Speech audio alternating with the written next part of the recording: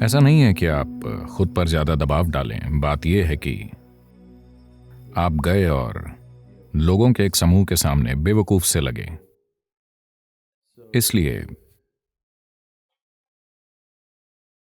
आप बेवकूफ नहीं लगना चाहते। आप बेवकूफ कैसे लग सकते हैं जब तक कि आप वो ना हों।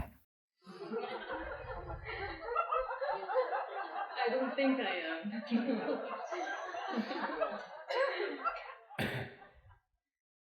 आप खुद को बेवकूफ नहीं बना सकते, ना ही आप खुद को बुद्धिमान बना सकते हैं, है ना?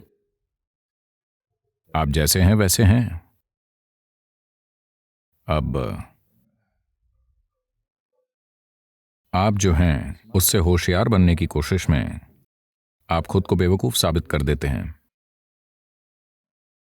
अगर लोग ना देख रहे हों तो आमतौर पर आप खुद पर इतने कठोर नहीं होते, है ना? यही बात है। अगर आपको कोई ना देख रहा होता और ऐसा होता तो आप खुद पर कठोर नहीं होते, आप काफी माफ करने वाले होते, है ना? हाँ, 10 लोग आपको देख रहे हैं और अब आपकी बेवकूफी का समाचार पूरी दुनिया में फैलने वाला है। यही है जो आपको परेशान करता है।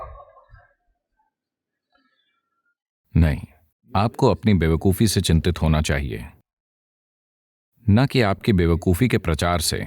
आपको अपनी बेवकूफी की चिंता करनी चाहिए, तभी आप आध्यात्मिक होंगे। यह इस बारे में नहीं है कि लोग आपके बारे में क्या सोचते हैं। आप जीवन के पहलुओं के साथ पचकाने हैं, यही आपको परेशान करता है। 10 लोगों द्वारा आपको देखा जाना नहीं।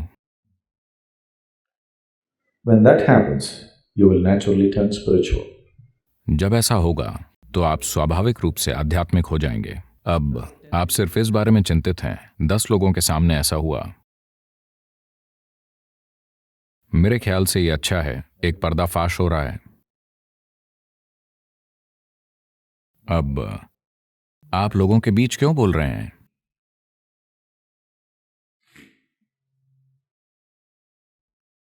आप लोगों के बीच क्यों बोल रहे हैं? आप लोगों के सामने मत बोलिए, आप बस बोलिए।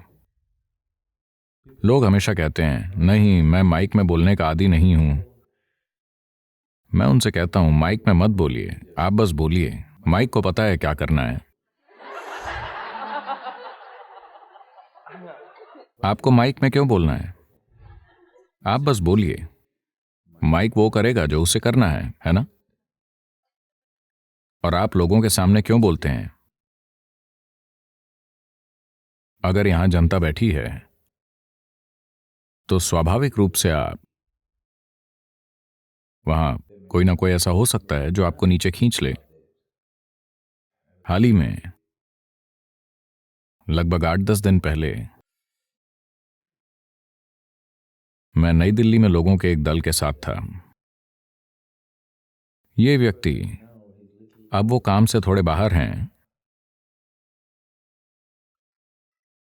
पर एक समय वो प्रधानमंत्री का दायां हाथ थे और वो एक मंत्री थे और उन्होंने कई भूमिकाएं अदा की। वो दुनिया भर में जा चुके हैं और दुनिया में हर तरह के लोगों से बात की है। हम किसी चीज के बारे में बात कर रहे थे और उन्होंने कहा, मुझे इतना पता है, वो देश में कुछ बड़े नेताओं के साथ रह रहे हैं, जैसे कि इंदिरा गांधी। उनके सत्ता काल के दौरान वो उनके साथ रहे। और उन्होंने कहा, सबसे महान नेता भी जब वो सबसे पहले किसी भीड़ के सामने खड़े होते हैं तो थोड़ी घबराहट होती ही है, उसके बाद वो ठीक हो जाते हैं। मैंने कहा, ये घबराहट आपको हो रही है क्योंकि आप कहते हैं कि वो आपका एक भाग हैं, पर यह सच नहीं है, इसीलिए आपके साथ ये हो रहा है।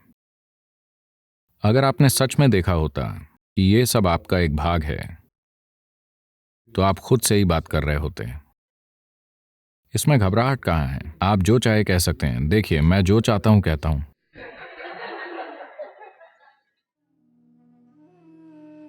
तो आप लोगों के बीच नहीं बोलते।